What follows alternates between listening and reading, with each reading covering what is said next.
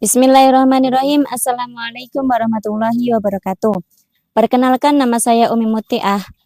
Untuk menjalankan tugas UAS Akhlak Tasawuf dari Ibu dosen, yaitu Ibu Ani Andriani, saya akan menceritakan tentang kisah Robiah Al-Adawiyah.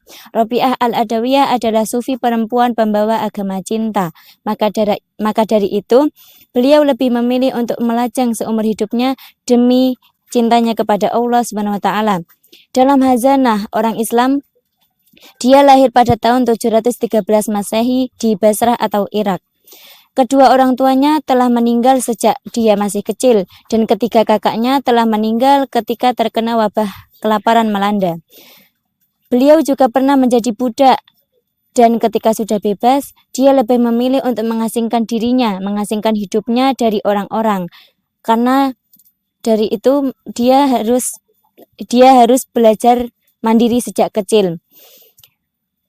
Sebuah tikar lusuh dan sebuah periuk dari tanah dan batu batalah yang menjadi harta selama hidupnya.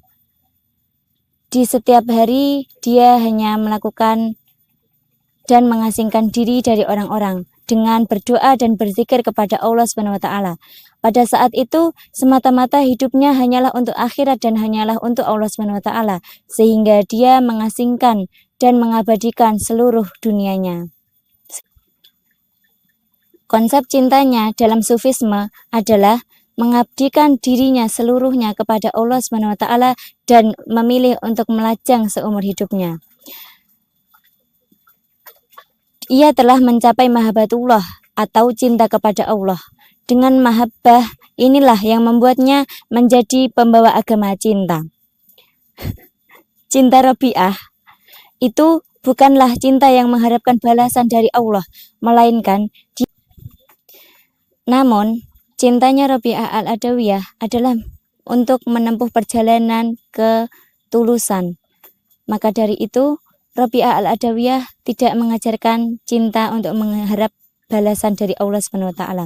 Justru orang yang mencintai Allah Subhanahu wa taala hanya untuk mengharap balasan itu bukanlah cinta yang tulus dan bukanlah cinta yang. Dalam salah satu syairnya telah dituliskan bahwa jika aku mencintaimu hanya karena takut pada api neraka, maka masukkanlah aku ke dalamnya. Dan jika aku menyembahmu hanya karena tamak, maka jangan masukkan aku ke dalam surgamu. Tetapi jika aku menyembahmu memang karena cintaku kepada Allah, maka berilah aku balasan yang besar dan berilah aku kesempatan untuk melihat wajahmu yang mulia dan yang maha besar itu.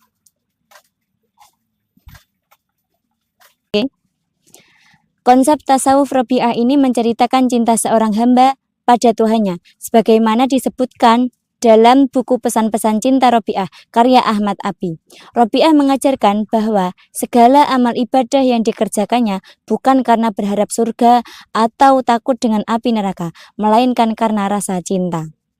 Salah satu kisah terkenal tentangnya adalah ketika ia berlari dengan membawa obor di tangan kanannya dan membawa sebuah ember berisi air di tangan kirinya.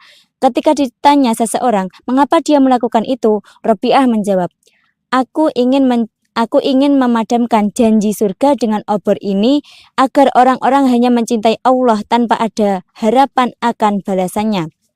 Robiah juga mengajarkan tentang pentingnya taubat, zuhud, atau menghindari dunia dan wirid ibadah yang rutin sebagai cara membersihkan jiwa dan mendekatkan diri kepada Tuhan. Ajarannya yang terkenal juga adalah bahwa seorang sufi besar mencapai keadaan di mana ia merasa bahwa hanya Allah yang ada di dalam hatinya dan seluruh kehidupan duniawi. Bahwa kehidupan duniawi itu hanyalah sesuatu yang semata dan sementara.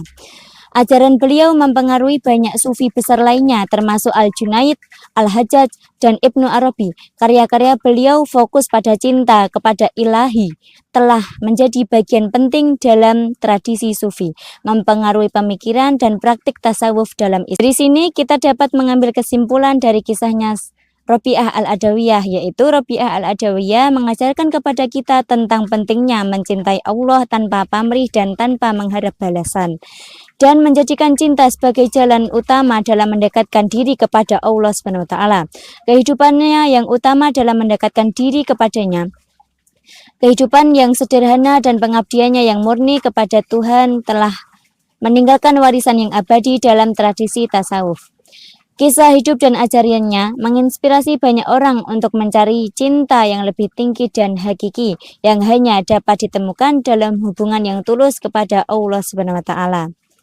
Sekian dari cerita saya, ada kurang lebihnya saya mohon maaf yang sebesar-besarnya. Terima kasih. Wassalamualaikum warahmatullahi wabarakatuh.